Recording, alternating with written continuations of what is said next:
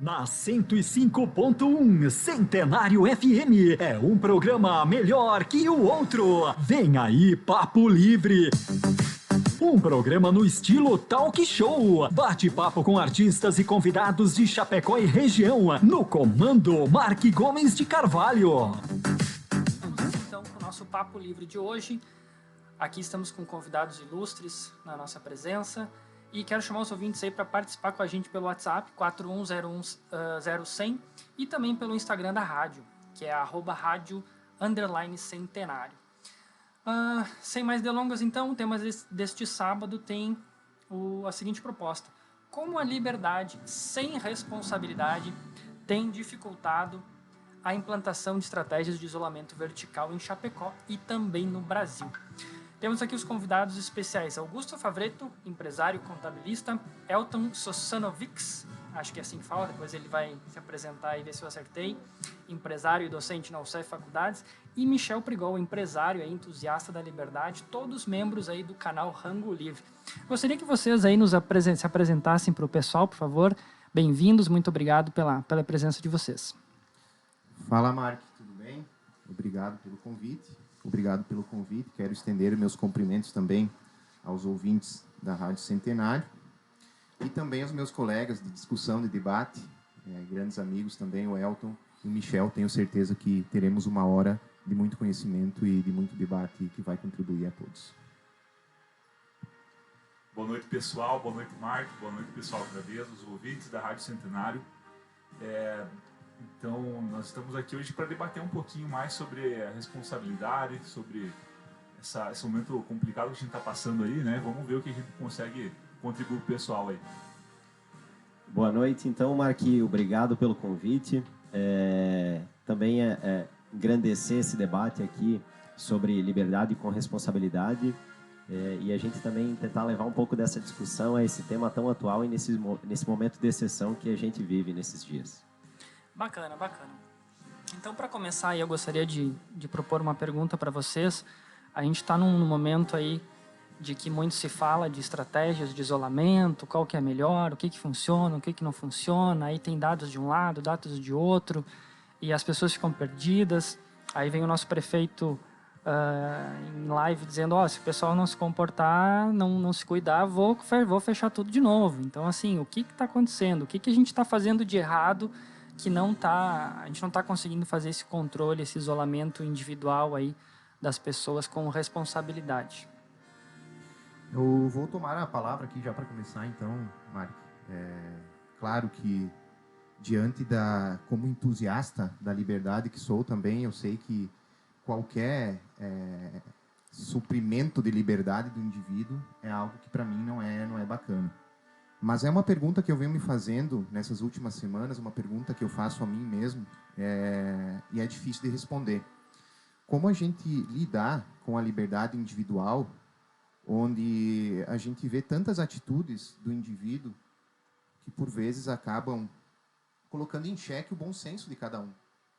Eu estava vindo aqui para a rádio, nesse momento, e vi uma espécie de um camburão perto do shopping, trancando a passagem ali para o prolongamento, ali para aqueles lados, né? Porque na última semana tivemos a notícia que tinham várias pessoas lá bebendo, fazendo festa, fazendo tudo mais, né? Então, é difícil falarmos em responsabilidade individual sem falar em bom senso. E isso que é meu medo nesse primeiro momento, que é essa questão do bom senso individual. A gente vê exemplos de algumas empresas privadas, principalmente vou dar o exemplo dos mercados maiores em Chapecó, que deixam pessoas passando álcool nas mãos, orientam a usar máscaras. Até aí tudo bem. É uma empresa privada, uma empresa que exige que adotem medidas. Mas de nada adianta, antes eu fiz uma brincadeira com os colegas, de nada adianta eu usar máscara no mercado e dividir narguile com 40 pessoas no prolongamento. Então, assim, é isso que me deixa preocupado, essa questão do bom senso. Bacana. É complicado, Augusto. Eu compartilho contigo desse pensamento e eu quero começar da minha parte, essa nossa conversa aqui, trazendo uma frase de um dos autores aí da Declaração de Independência dos Estados Unidos, Thomas Jefferson, onde ele diz que o preço da liberdade é a eterna vigilância. E aí eu trago essa reflexão para a gente trazer para cada um de nós, para si próprios, o que ele quis dizer com essa vigilância, a quem devemos vigiar. A primeira atitude de vigilância, ela deve partir, isso sobre o meu entendimento, de que nós devemos vigiar a nós mesmos. Então, antes de exigirmos liberdade, a gente devemos estar munidos de responsabilidade. Então, esse é o primeiro ponto, é como receitar um remédio e, né, você não levar em conta os efeitos colaterais, né? Você tem que estar ciente disso. Então, a gente trazendo esse raciocínio da liberdade e da responsabilidade individual, a gente, aos poucos, começa a criar condições de a gente não terceirizar essa responsabilidade. Talvez as leis que foram construídas na nossa sociedade com o intuito de eu me senti agredido de determinada forma, isso tem que ser proibido. Mas e onde entra a responsabilidade de cada um nesse ponto, né? Então, essa relativização entre a liberdade com a responsabilidade, ela deve surgir de uma atitude individual, né? Para que as decisões não sejam coletivistas. Eu sempre digo que a menor minoria do mundo é o indivíduo, né? Nós mesmos. Então, toda e qualquer decisão coletiva, ela sempre vai ter impactos diferentes sobre todos os cidadãos. Então, por isso, a responsabilidade individual é o que vai levar a liberdade individual a ser conquistada aos poucos de cada um. Então, assim como foi uma construção cultural ao longo dos séculos, da gente terceirizar essa responsabilidade. E eu pego aqui um exemplo bacana que a gente teve, se eu não me engano, foi ano passado, com a não infração do uso da cadeirinha para criança, né? A cadeirinha para proteção, né? Andar no carro com a cadeirinha de criança. A partir do ponto em que o Estado, né, o governo, determinou isso por meio de uma lei, que isso não seria mais uma infração, eu vou parar de usar a cadeirinha porque não é mais infração, e a responsabilidade com seus filhos. Então, trazer esse pensamento individual para cada um de nós e a nossa responsabilidade até para com o próximo, eu acho que é muito interessante a gente colocar nesses pontos aí. Só contribuindo, desculpa te interromper. Claro, ontem eu estava vendo uma reportagem do metrô de São Paulo, tá? E vem bem ao encontro disso. Um senhor sem máscara foi questionado sobre a nova lei para o uso de máscara nos metrôs a partir da semana que vem. Na verdade, teve entrevista com duas pessoas, uma senhora usando máscara, falou que usava por segurança dela e da família, e um senhor sem. E o senhor sem máscara falou o seguinte: a partir do momento que a lei me mandar utilizar máscaras, eu vou utilizar máscaras. Então, acho que vem bem em contra o que tu falou, né? Uma construção cultural isso, né? De a gente ter que... alguém tenha que nos dizer como deve ser o nosso bom senso. Eu acho isso, né, um caminho sem volta. Perfeito. Isso me lembra até uma história, Mark. Teve um caso, claro que isso é uma fábula, né? Mas aconteceu uma vez que começou a dar uma enchente muito grande, chovia. Aí o cara, dono da casa, viu que a água começava a subir e ele subiu em cima do telhado. Eu vi essa hoje. Aí a chuva subia, passou um cara de canoa. O cara falou: ô cara, sobe aí na canoa, vambora. Aí o dono da casa falou: não, vou ficar aí. Beleza. Aí a água subindo, chovendo, e água subindo. Aí deu mais um pouquinho, chegou um outro camarada agora com barco. Aí, ô cara, sai aí, vambora. O cara falou: não, vou esperar aqui. Beleza. Aí passou mais um pouquinho, a água quase chegando no cara. Aí passou um outro cara ainda com um barco maior ainda. Ô, vamos lá, vambora aí que tu vai... Acho que veio até um helicóptero salvar o cara. O cara falou: não, vou ficar aí. Beleza, a água subiu, o cara morreu afogado. Aí chegou no céu e Deus falou pro cara, perguntou pra ele: tá, mas, cara, deixa eu só entender por que você, né, não... Aí ele falou: Deus, mas eu não rezava pra ti todos os dias e confiava e tinha fé em você? Daí Deus falou pra ele: claro, eu mandei pra ti uma canoa, um barco, um helicóptero, você não quis salvar. Então, qual que é a moral da história pra isso?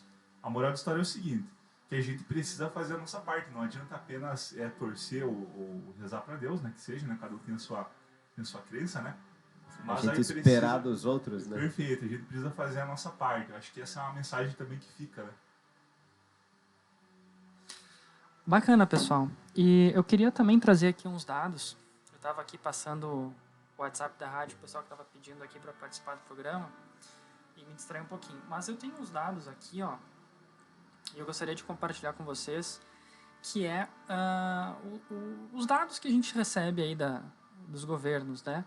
Então, no mundo aí nós temos aí algo próximo de 3,400 milhões de confirmados e em torno de 239 mil mortos aí no mundo todo, né? Isso dá um percentual aí de 7% entre confirmados e que acabaram falecendo, né?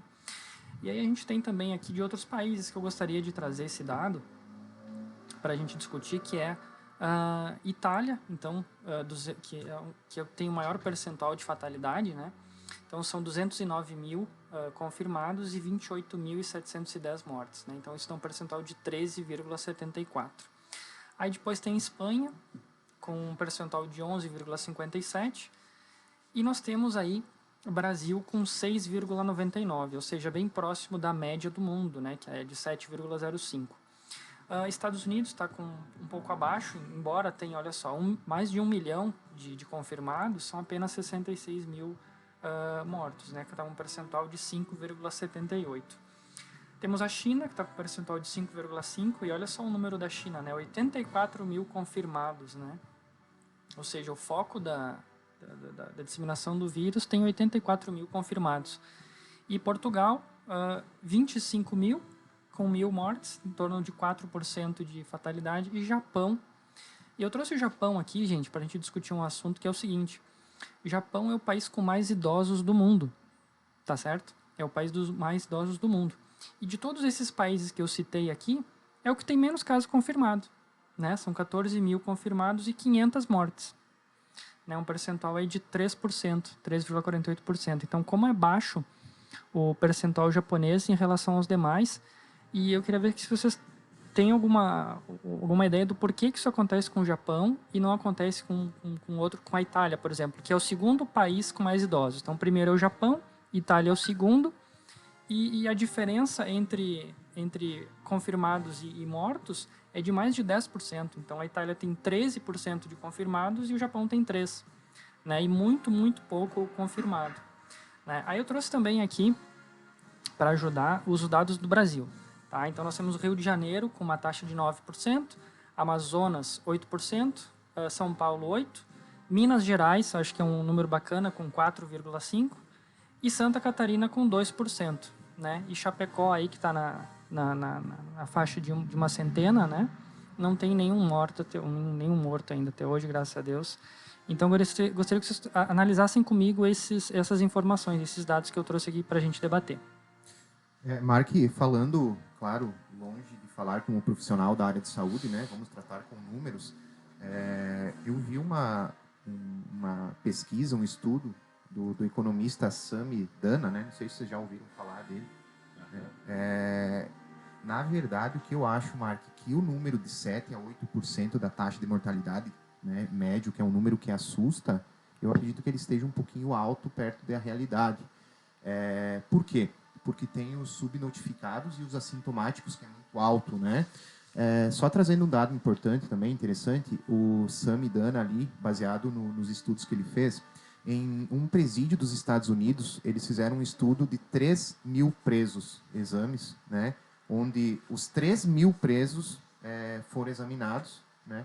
E 96% dos presos não demonstraram nenhum tipo de sintoma. 96%. Então, para quem quiser procurar, eu indico esses... inclusive, o governo do Rio de Janeiro, do Paraná, se eu não me engano, já estão entrando em contato com esse grupo, que é coordenado pelo SAMI, aí, para fazer essas estatísticas com relação aos números. Agora, com relação a essas informações, por exemplo, do Japão, o que me parece é que o Japão tem um histórico que já passou, principalmente essa parte oriental, eles já passaram por algumas outras crises de saúde que me parecem que deixaram eles mais cascudos para lidar com algo do gênero. E tirando isso também, eu vou dar um exemplo. Na Copa do Mundo, olha um exemplo meio esdrúxulo, na Copa do Mundo do Brasil, virou notícia mundial que os torcedores japoneses juntaram o lixo, não sei se vocês lembram, nos estádios. Recolheram após os jogos, né? Após os jogos. E aquilo para o brasileiro foi algo extraordinário. Nossa! De outro mundo, né? Outro patamar, para usar um Exatamente. termo futebolístico atual. Então, assim, eu acho que isso praticamente responde a pergunta. Nós estamos lidando com um povo milenar, né? Nós não podemos deixar de dizer que o Brasil é um país ainda novo, né? Jovem, né? Perto da cultura japonesa. E eu acho que é esse que é o exemplo bem prático que eu queria dar. A maturidade do povo japonês. Bacana essas colocações aí, Augusto. E até tu puxando o tema da cultura, a própria cultura oriental, ela tem algumas particularidades que, claro, até reforçando o que o Augusto colocou, nós não temos nenhum especialista da área da saúde aqui, né? Nossas opiniões são baseadas em leituras, estudos e dados que nos são apresentados, né? Então aqui não é de fato a nossa intenção colocar algo como definitivo e imutável. Então, mas essa questão da cultura, o próprio fato dos orientais se cumprimentarem com, né, uma reverência à distância e a cultura italiana ser muito próxima aqui da brasileira, né, de abraço, beijo, reuniões de grandes famílias, eu acho que isso favoreceu muito, né? E quanto a esse dado que o Augusto trouxe da questão da subnotificação, isso não tem nada que prove, mas é praticamente elementar, né? Quase que conclusivo a gente ter subnotificação, principalmente de casos assintomáticos, né? Então, e aí eu puxo para esse ponto a questão das culturas e dos entendimentos, já trazendo ao tema da liberdade, uma campanha que começou na República Tcheca, que chamava Masks for All, né? Máscaras para todos, onde uma atitude, digamos assim, que começou individualmente de alguns cidadãos, independente de orientação de governo ou não, eles passaram a usar máscaras. Com o mote, né, ou seja, o slogan deles dizia assim: eu protejo você e você me protege.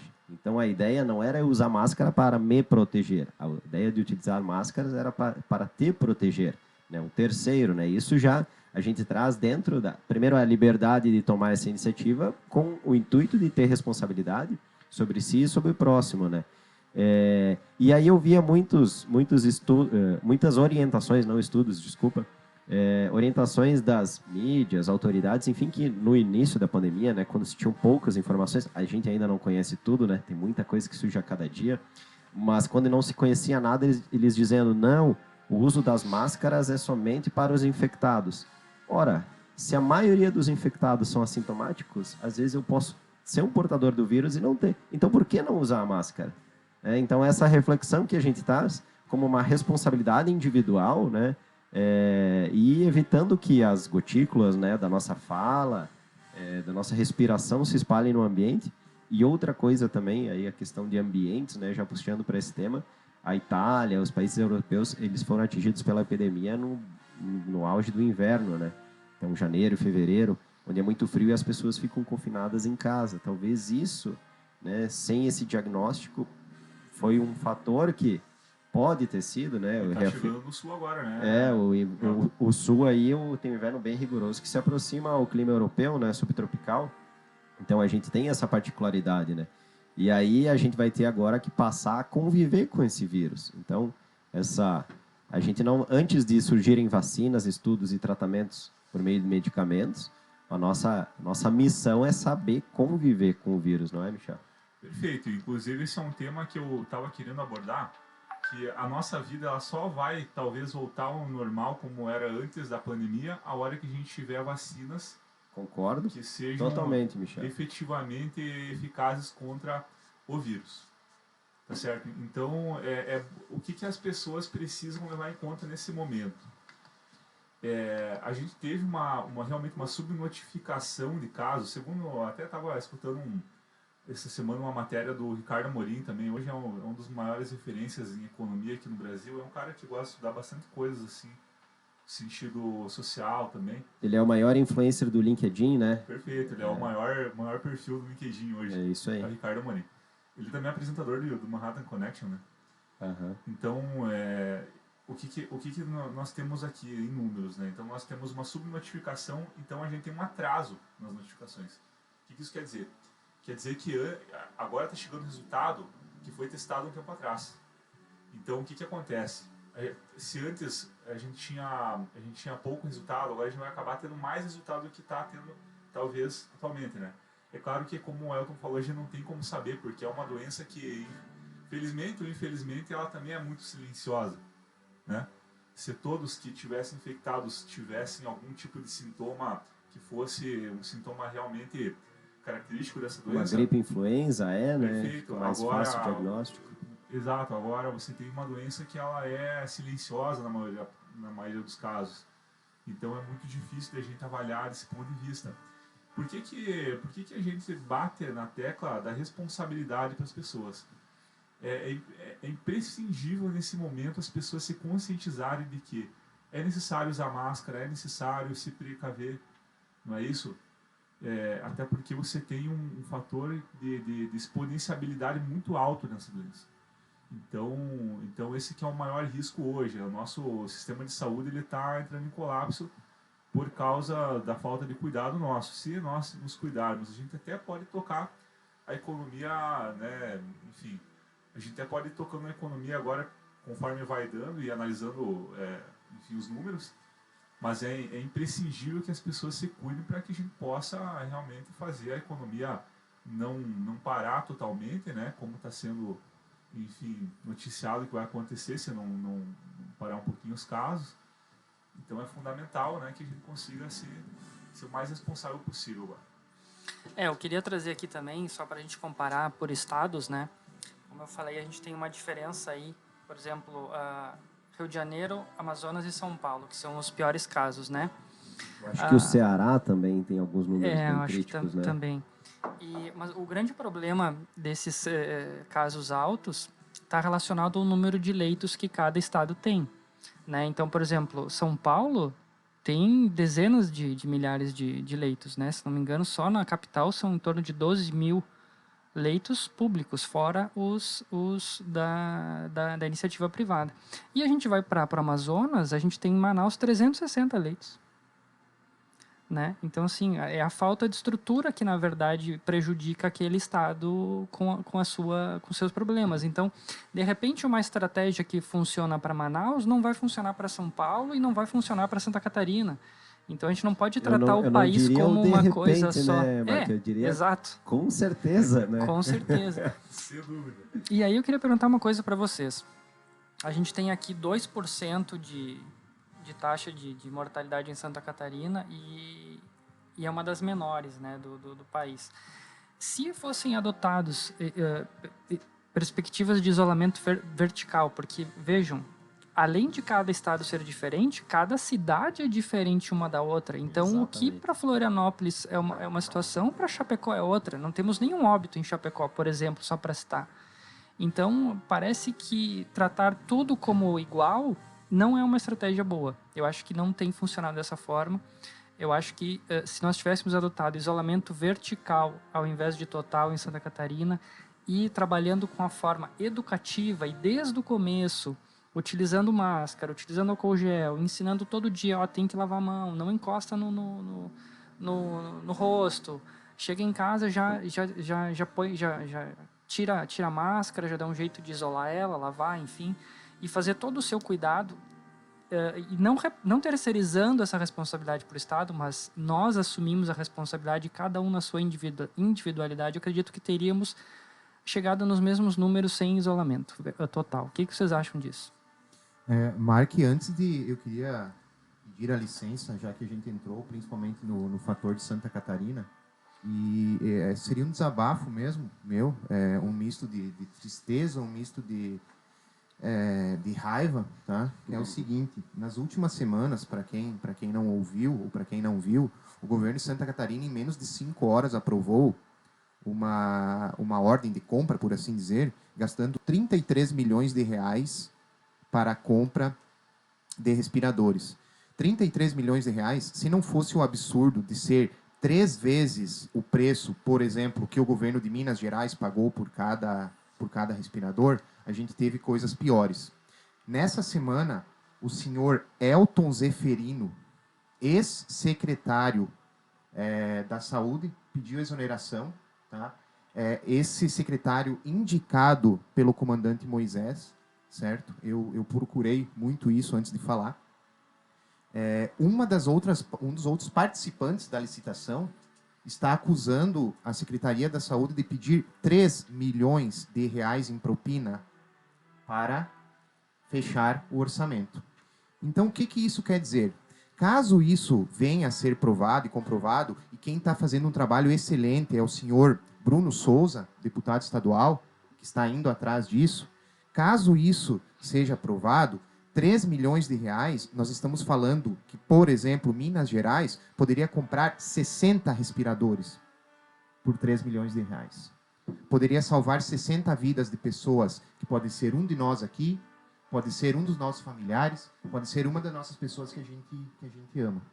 Então, já que a gente está falando de Estado, eu queria concluir só a minha parte falando o seguinte: se realmente for comprovado que o Estado de Santa Catarina, que é representado pelo senhor Moisés e na figura do senhor Elton Zeferino, realmente tenha pedido 3 milhões de reais para isso, eu tenho certeza que é o dever de todo o povo catarinense marcar essas pessoas no lombo, para que a gente nunca esqueça que o que essas pessoas fizeram, tá? Então, assim, se isso realmente aconteceu, foi absurdo, tá? E, claro, agora voltando um pouquinho, já me acalmei. Augusto, só uma coisa. Não, mas foi muito bom ter trazido isso, porque é uma vergonha, né? Para não dizer coisa pior. Augusto, você não acha que isso poderia se tornar um novo nicho de negócio?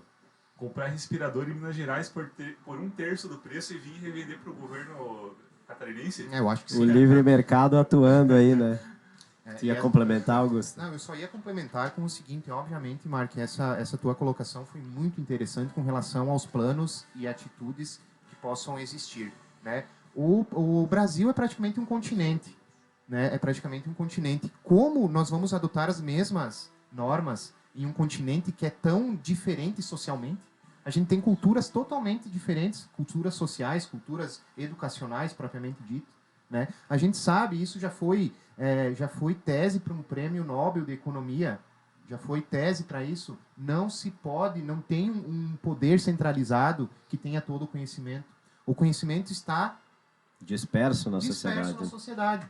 Isso foi o que grande Hayek falou há muito tempo, ganhou o prêmio Nobel de Economia. Então, obviamente, eu concordo contigo, Mark, que a gente não pode afrouxar as medidas, mas de forma educacional, da forma como tu falou. Agora, se o bom senso da população vem a não contribuir com isso, obviamente o Estado vai intervir em algumas partes, né? Mas como o Elton mesmo colocou antes e o Michel colocou, eu acho que a gente vem há séculos sendo educados a baixar a orelha e só fazer as coisas, só dizer o amém quando o Estado fale alguma coisa ou deixe alguma coisa clara. Então, acho que esse é o grande problema.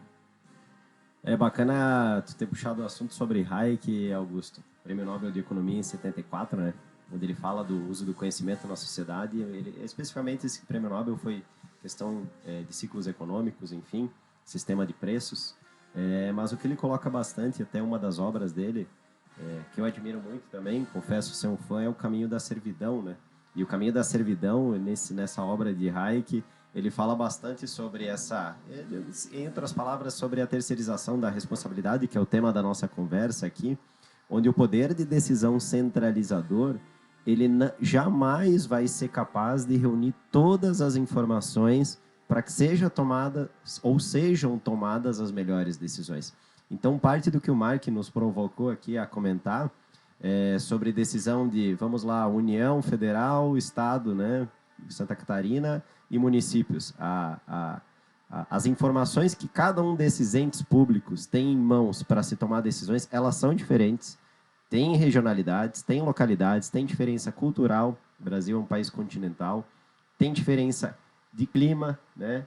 Regiões aí, o tamanho do país, né? São climas totalmente diferentes, se a gente for falar de regiões. E as medidas, a régua não deve ser a mesma para todas.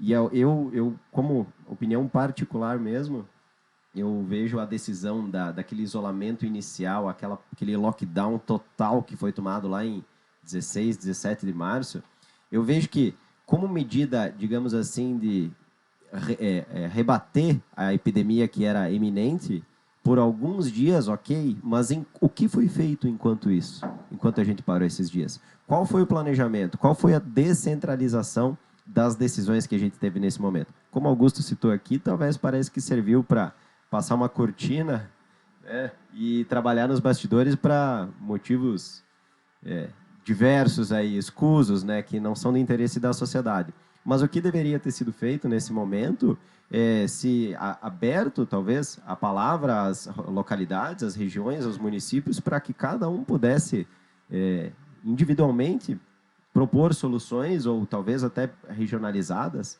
para que a gente pudesse, né, combater essa chegada do vírus. Só uma informação que eu acho bem interessante com isso, uma discussão de hoje. O governo de Santa Catarina divulgou hoje que Chapecó estaria hoje com 51 casos.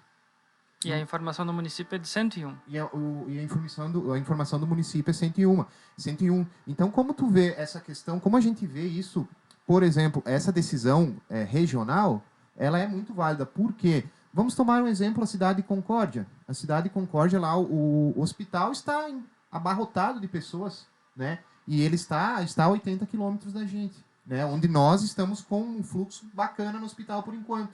Então, como tomar uma decisão a nível de Brasil, onde uma cidade que está a 80 quilômetros de Chapecó está com uma realidade totalmente diferente? Eu acho que isso tem que ser posto na balança também.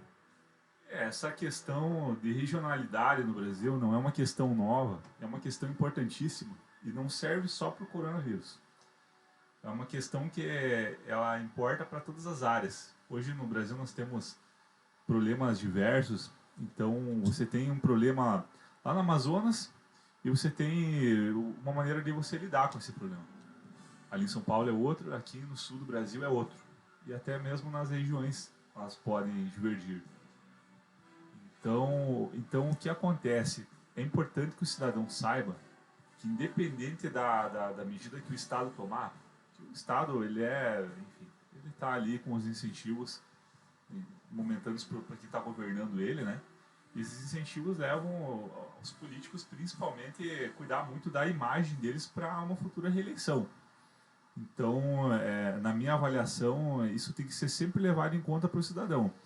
O grande objetivo dos nossos políticos não é exatamente proteger ninguém, e sim ter menos estatística para que eles consigam manter popularidade e se reeleger na próxima eleição, ou talvez botar alguma pessoa que eles gostem, né? Alguém dos amigos deles, né? Enfim. Então, a minha contribuição nesse tema aqui é justamente isso, é fazer com que as pessoas individualmente tomem decisões, não visando proteger, enfim, o país. Vise proteger a tua família. Porque é dentro da tua família que você vai conseguir iniciar uma mudança. Então, se todos nós conseguirmos proteger a nós mesmos e a nossa família, já é uma grande coisa. A gente já vai estar evitando uma superlotação no hospital, ou está evitando um leito do UTI desnecessário, que muitas vezes poderia estar salvando alguém com outra doença, né, ou às vezes algum acidente.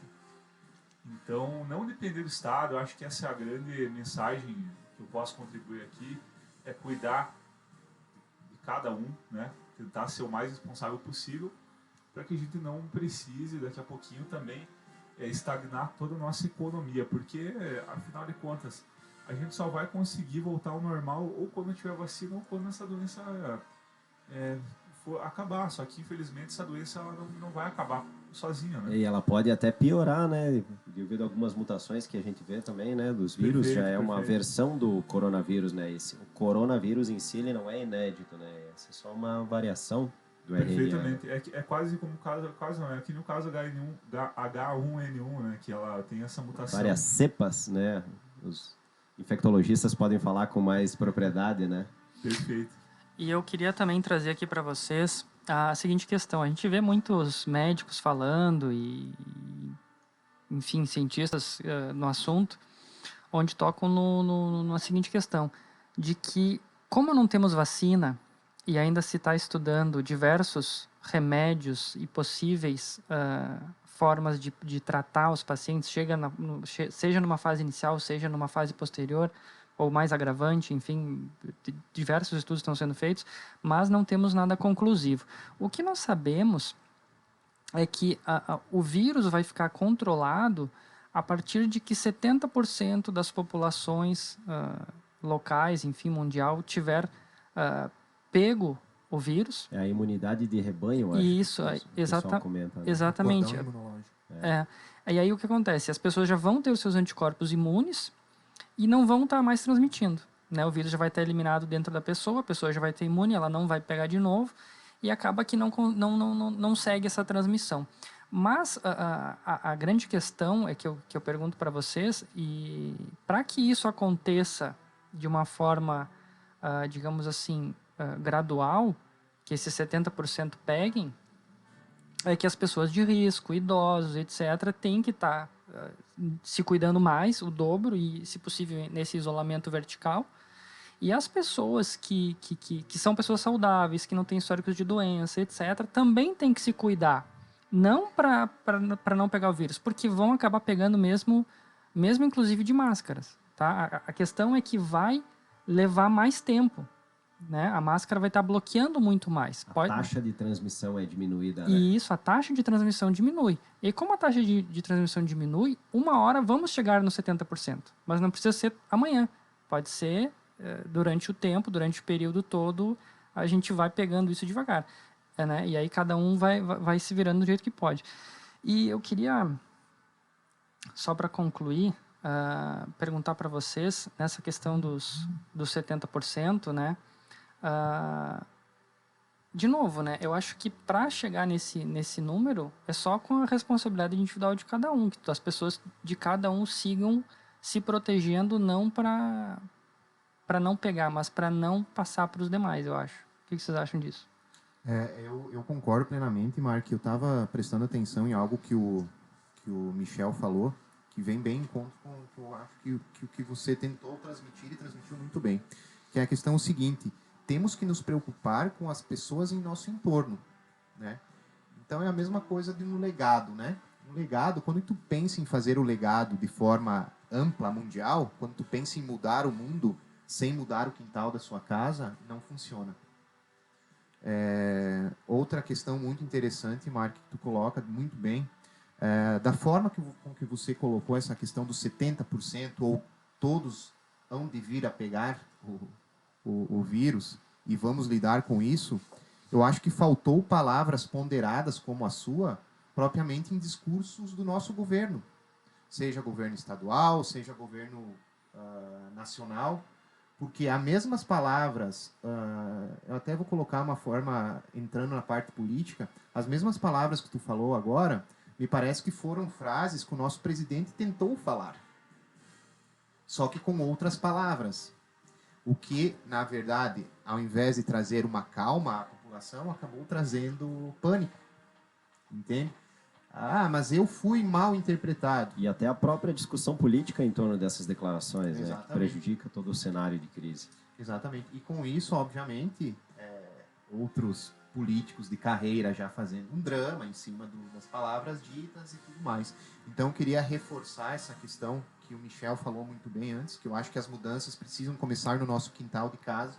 O nosso legado tem que ser em manter a responsabilidade da nossa família, nossos filhos, manter o afastamento. Cara, assim, ó, queira ou não, eu sinto muitas saudades, óbvio, de ir lá conversar com meu pai, conversar com a minha mãe, levar minha filha lá para abraçar. Minha mãe todo dia pede da minha filha, isso é algo que machuca.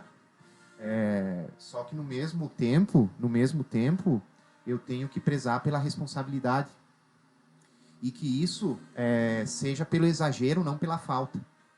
Né? Então, eu acho que, mais uma vez, a gente pede que nós, como cidadãos chapecoenses, falando assim, possamos amadurecer como pessoas, longe de estarmos nos colocando como paladinos da verdade ou do conhecimento, porque estamos longe disso, todos aqui estamos longe disso, acredito, mas pedir o bom senso, pedir que cada um faça a sua parte, é o mínimo, né? Antes até vocês riram ali quando que eu falei do narguilha ali, mas vocês têm dúvida que essas pessoas que estavam lá compartilhando isso, compartilhando o copo ou fazendo essas coisas que todo adolescente... As aglomerações. Todo adolescente já fez, inclusive eu, né? Roda de chimarrão também não pode, Augusto. Roda de chimarrão também não. Já chamei a atenção da minha mãe. Só que assim, obviamente essas pessoas que estavam ali estavam levando para dentro das suas casas possíveis questões. Então, se eles não se preocupam nem com as pessoas que estão dentro da casa dele, quem dirá ter o bom senso com o vizinho ou com uma pessoa do lado, né, que a gente nem sabe muitas vezes quem é. É bacana, Augusto, e até essa preocupação que a gente coloca individual, eu me identifiquei muito nesse período com uma figura que circulou nas redes sociais, onde se colocam 3 preocupações, né, 3 eixos de preocupação. A primeira, claro, delas com o Covid, né, com as consequências aí do vírus, a pandemia em si. A segunda com a devastação iminente da economia, né, que a gente nota que nos números. Inclusive, eu participei de uma pesquisa regional por meio do mestrado que eu estou cursando, mestrado em administração, onde a gente pode notar já efeitos imediatos da preocupação das empresas da região. E o terceiro eixo, né, então esses 2 primeiros eixos, a preocupação com a doença, a preocupação com a economia, e outro terceiro eixo, que é a preocupação com o que as autoridades vão fazer, ou já estão fazendo, que são os entes públicos, né? E aí eu pergunto, desses 3 eixos, quais deles a gente pode realmente agir para que faça a diferença? Talvez os 2 primeiros e o terceiro cobrando, né? Então, é claro que a gente tem que ter a preocupação com o Covid, mas se a gente fechar tudo, a economia também ela tende a se deteriorar. Por outro lado, se a gente se preocupar só com a economia, a gente vai sofrer com as consequências que a pandemia vai nos trazer. Então, o bom senso e o equilíbrio entre essas 2 primeiras preocupações é o que tem que prevalecer. É o que a gente tem que fazer como cada cidadão, cada indivíduo, né? Cuidar de nós mesmos, primeiramente, né? E do entorno que nos cerca. E, ao mesmo tempo, também, como eu falei no início aqui da nossa conversa, Thomas Jefferson, né? O preço da liberdade é a eterna vigilância. Talvez esse terceiro ponto, onde a gente possa estar vigiando o destino dos nossos impostos, né? A gente trabalha aí mais de 150 dias no ano para pagar impostos, né? Então a gente tem que ter essa preocupação diária, dessa vigilância diária, para que isso também seja utilizado de uma maneira que vá proteger os indivíduos também. Aí entra a questão, né, da proteção coletiva e proteção individual, que aí a gente tem tema aí para mais umas 2 tardes, né, Michel? Exatamente. Eu acho bacana, viu, pessoal, essa discussão, porque nós estamos vivendo num momento que nós estamos passando por aquele tipo de evento que acontece uma vez a cada sei lá quantos anos e que muda... 100 anos, mais ou menos, né? A última foi a gripe espanhola. Mais ou menos isso. Mas é um evento que o que acontece, a gente está tendo uma linha do tempo onde parecia que não ia acontecer nada. Até agora o pessoal está ressuscitando um vídeo aí do Bill Gates, né? O Bill Gates falou em 2015 numa entrevista que poderia acontecer um vírus e cara, parece ser óbvio mesmo. Claro, um documentário, Pandemia, também, né? Perfeito. Mostra isso. Claro, o Bill Gates não foi ali um messias, entre aspas. Não foi nenhum profeta. O que ele fez foi falar uma hipótese muito plausível, né? Plausível, exato. Então o que acontece? Como é que nós não nos precavemos para isso? Então, até voltando um pouquinho ao começo do debate, ali, a hora que o Otto falou sobre a cultura asiática, né, principalmente Japão, Coreia do Sul, por exemplo, que são culturas que já convivem, né, com algumas coisas nesse sentido já há algum tempo, que são culturas que têm um amadurecimento maior que o nosso, em alguns aspectos, né? E eu acredito que esse é um momento de três avanços que a gente pode tirar da lição. Primeiro, um avanço digital absurdo que está acontecendo. Então nós temos aqui um ganho de produtividade gigantesco que para o Brasil vai ser ótimo no final de tudo isso. Não estou falando isso para o ano que vem. Porque o ano que vem vai ser um ano de recuperar, juntar os cacos, né? Talvez retomada, se tudo der certo, né? Então esse é um ponto. Outro ponto é tecnologia. Eu estou vendo, enfim, a gente vê diversas indústrias, diversas empresas cada vez produzindo itens médicos, cada vez produzindo vacinas, pesquisas no ramo da medicina muito importantes, em nível de urgência, com financiamento de governos, né, com financiamento de indústrias. Então isso é importantíssimo também. E um terceiro aspecto, que para o Brasil seria excelente se a gente conseguisse aproveitar, e não parece que a gente está aproveitando essa oportunidade, é o amadurecimento justamente na cultura. É justamente trazer um pouquinho para esse nosso jeitinho brasileiro, um pouquinho mais de organização, para juntar o nosso talento, o nosso senso de improviso com um pouco mais de organização, um pouco mais de planejamento, um pouco mais de responsabilidade, né? Acho que a palavra hoje é essa, responsabilidade.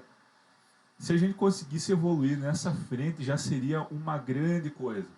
O governo, o Estado, ele está dando, enfim, ele está dando uma prova empírica, como a gente já sempre viu aqui no Brasil, de que ele não consegue lidar com as coisas. Ali os incentivos não são os melhores. Então, cabe a cada um de nós amadurecer e transmitir para a nossa família, para os nossos amigos, essa maturidade. Aqui, nenhum de nós é nenhum alarmista, a gente não acha que é o fim do mundo, né? Ninguém acha que a pandemia do coronavírus é o fim do mundo, ninguém é a favor de acabar com tudo, né? Então, o que a gente está falando é o seguinte, nós precisamos aprender com o coronavírus, porque isso aqui 10 anos é um pior, entendeu? Isso aqui 10 anos, lembre-se que em 2015 Bill Gates falou que poderia ter uma pandemia. Talvez o coronavírus não seja um ebola da vida, em termos de mortalidade, mas e se daqui a pouquinho mais... Claro que aí a gente está entrando num tema um pouco... que até o pessoal que entende um pouquinho melhor de epidemias e tudo mais, até eles falam, né, que parece que existe uma correlação, que quanto mais o vírus tem um índice maior de mortalidade, menor ele tem de propagação, assim, né? Mas e se daqui a pouquinho a gente tiver um vírus ainda mais grave que mata mais e a gente não pegar essas lições que a gente está tendo hoje, bicho, vai ser muito mais difícil. Eu quero só fazer um comentário aí, Michel, bem bacana esse ponto de e se surgir, né? As hipóteses que a gente trabalha, parte das respostas que a gente teve nessa pesquisa do mestrado, perguntava qual que foi a principal dificuldade das empresas, né? Nesse momento iminente, específico e localizado. E a maioria delas respondeu o problema com fluxo de caixa. Isso nos traz qual resposta para a nossa individualidade? A falta de planejamento, seja ele financeiro das empresas, seja ele de enfrentamento, né, mediante uma crise, enfim. Então, essa cultura imediatista que a gente tem ainda, eu falo por mim mesmo, ninguém é perfeito aqui, a gente tem muitas ações imediatistas, costumo dizer, as ações de voo de galinha, né? Elas são imediatas, mas elas não têm efeito a longo prazo. Então, a gente está preparado para isso, né? Interessante. Perfeito, e eu acho que esse ponto foi na jugular, viu, Elton? Você também tem uma questão de planejamento pessoal que também é importantíssimo. Então, a gente sabe que nem todo mundo tem a possibilidade de fazer, por exemplo, um colchão financeiro, né? Agora entrando mais um pouquinho da minha área, mas é importantíssimo, quem puder, o Brasil hoje ele tem uma das taxas de juros mais altas do mundo, taxa bancária, spread bancário, né? Perfeito. Isso se deve também, e principalmente, ao baixo estoque de crédito. Então, o que isso significa? Significa que as pessoas poupam pouco aqui no Brasil. Você tem pouco crédito disponível, então você tem um preço maior para ter esse empréstimo. Então, isso é ruim para a economia, isso é ruim para a retomada econômica, isso só aumenta a nossa dependência em ações do governo, que não são, volto a repetir, as melhores, porque os incentivos não são os melhores. Então, é bem complicado, né? Eu acho que a gente vem aí de anos aí, né? De anos e anos, em que essa terceirização da responsabilidade para o Estado acabou matando com o brasileiro, né? Porque o brasileiro se tornou uma pessoa totalmente irresponsável, em que ele está sempre esperando ser mandado. Esperando uma ordem de cima, né? Para tomar uma atitude. Esperando uma ordem de cima, como o caso que o Augusto citou logo no começo, né? Em que o senhor disse o seguinte, enquanto ninguém mandar eu usar máscara, eu não vou usar, né? Então, né? Então é falta de responsabilidade total aí e esperando alguém mandar no que fazer, né? E aí eu fico bem chateado com isso, porque é um processo de a gente reaprender a ser responsável, né? Então, eu acho que o principal recado que a gente tem que dar hoje aqui é para que as pessoas assumam a sua responsabilidade no todo. E não espere que alguém mande você fazer algo, mas assuma a sua responsabilidade de entender, olha, tem um vírus aí, eu vou me cuidar. Eu acho que é nesse ponto que o Japão saiu na frente de todo mundo, porque se a gente vê... gente, é inacreditável. É o país mais idoso do mundo. O país mais idoso do mundo. O vírus chegou lá primeiro que na Itália. Chegou quase 20 dias antes no Japão. 20 dias depois chegou na Itália. E a gente tem 500 mortes. Então, assim, cara, isso é totalmente ligado à responsabilidade.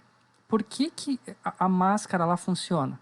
Por que a higiene das pessoas funciona? A gente lembra aquele dado lá de que acho que tu que trouxe também, né, Augusto, do futebol, ou foi o Michel? De ter que, né, de ter que, eles recolhendo o lixo. Cara, isso é Não, foi o higiene. Elton. Não, foi Augusto. Foi Augusto, foi Augusto. E de recolher o lixo no estádio, né? Cara, isso é higiene. Isso é higiene. Então, assim, pensa, se o cara mantém a higiene num O estádio, ambiente dele, né? Que Então, cerca. quanto será que ele tem a higiene na sua própria casa? Né? Então, assim, é totalmente ligado à responsabilidade, né? E isso vem de quê? De gerações, essa responsabilidade. Desde pequenininho, ensinando que tem responsabilidades.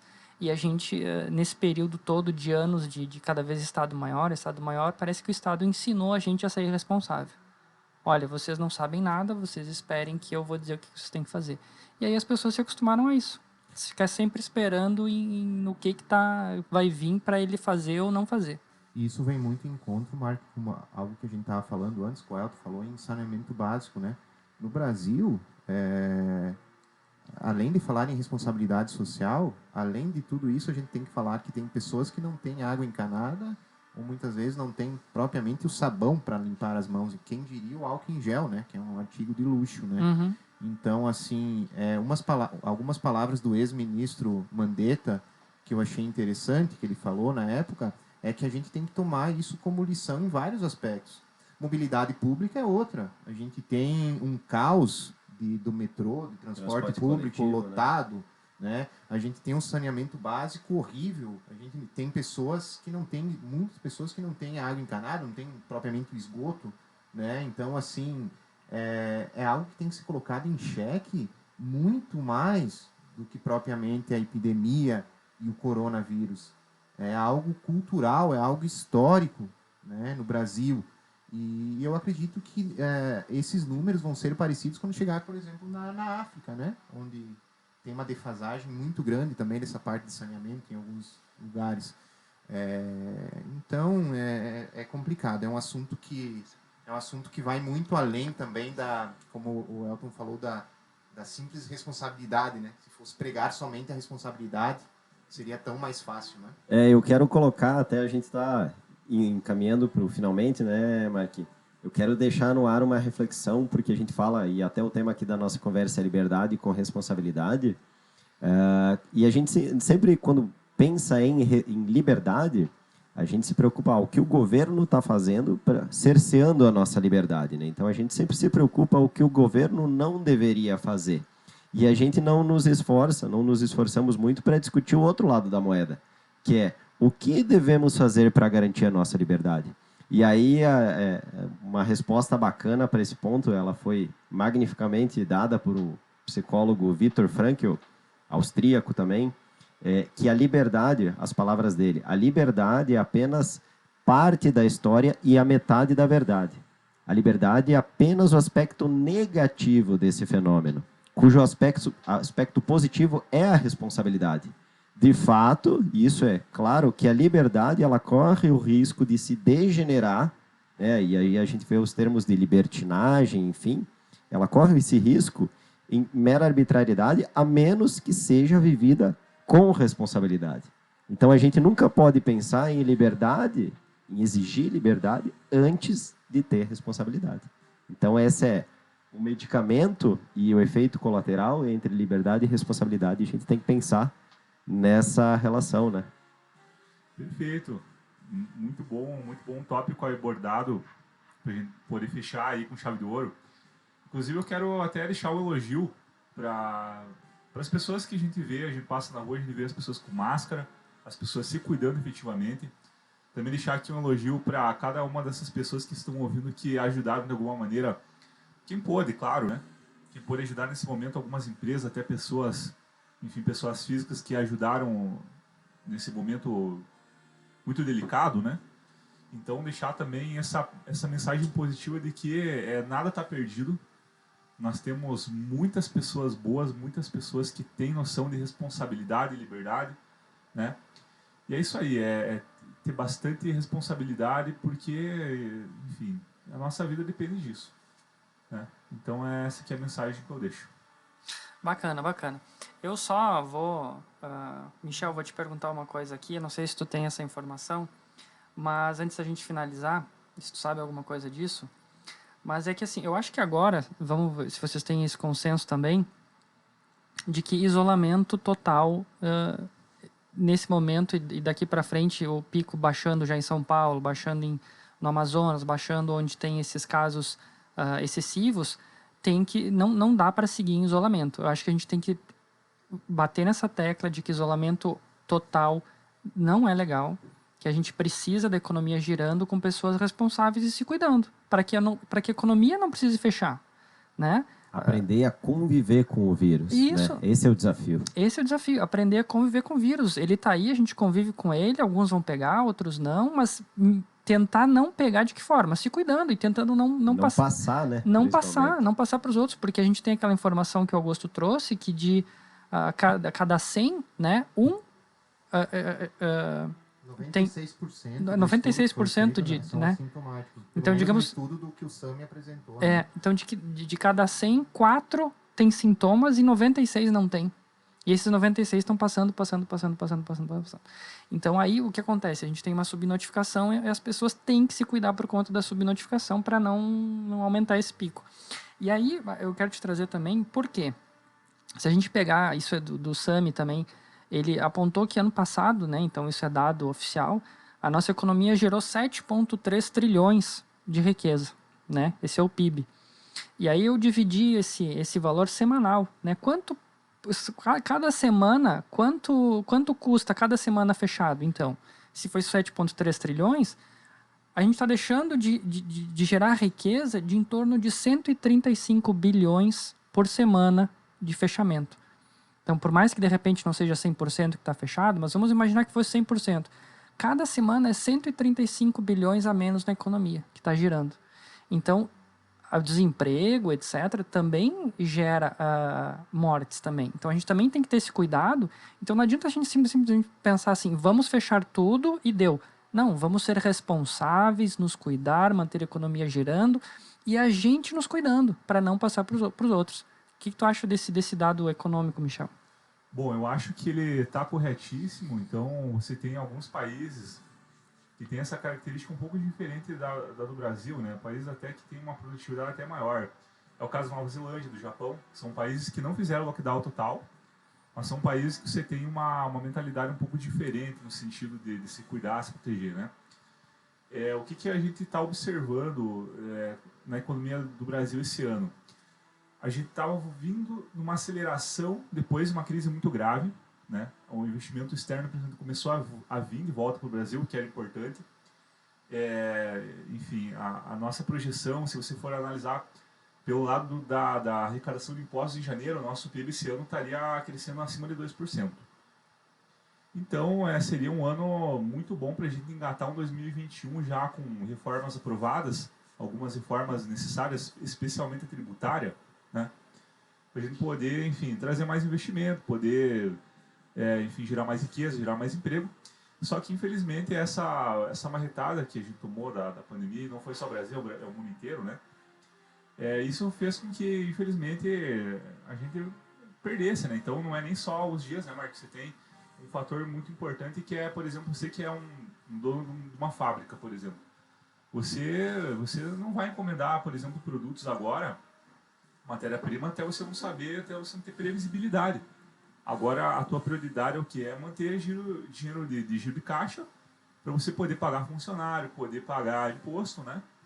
Porque você não tem previsibilidade. Então, você não sabe se você vai conseguir produzir de novo no mês que vem ou no ano que vem.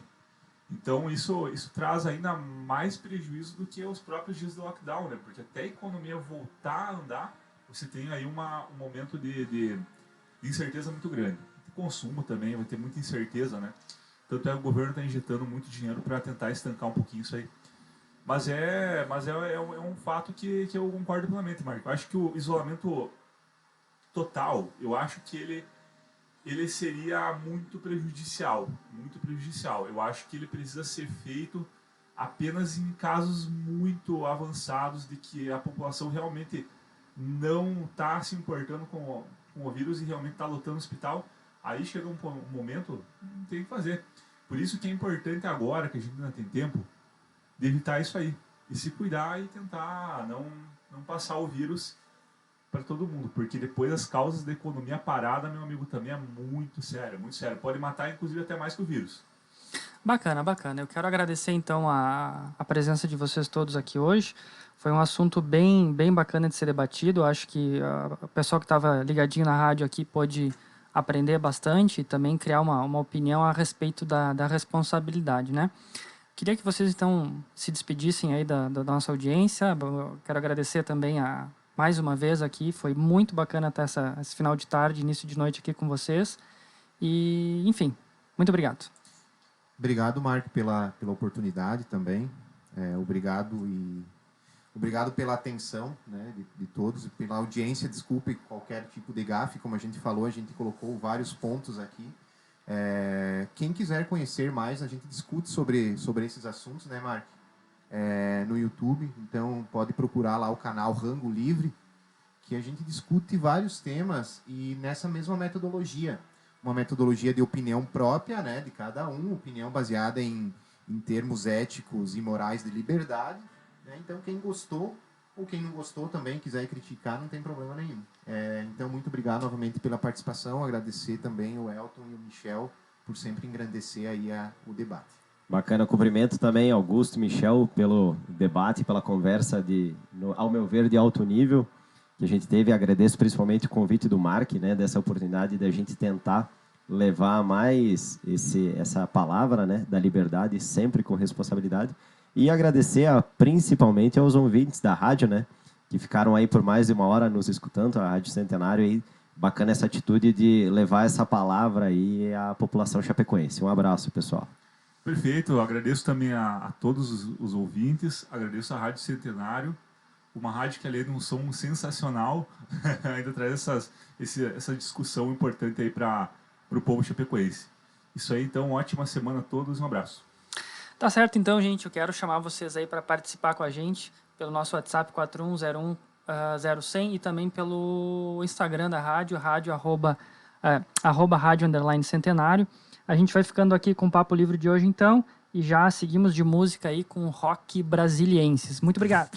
Os melhores assuntos com os melhores convidados. Entrevistas com a sua participação. Papo Livre. Participe através do WhatsApp 4941010100 ou através do Insta @rádio_centenário.